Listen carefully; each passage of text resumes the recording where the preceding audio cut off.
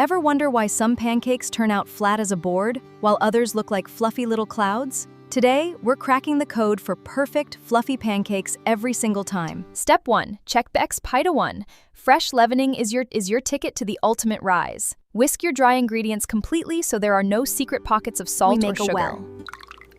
Keeping your wet and dry separate until the last second keeps the gluten from getting tough. Put down the whisk. Step away from the bowl. If you overmix until it's perfectly smooth, you'll end up with chewy pancakes. Lumps are your friend here. Give it a 5-minute rest. This lets the flour hydrate and activates the baking powder. See those bubbles? That's flavor and fluffiness waking up. Medium-low heat is key so the inside cooks through without burning the outside. Don't flip until you see bubbles pop and leave little holes on top. Flip just once, no squishing with the spatula. And there you have it, light, airy, and perfect every single time. Dig in.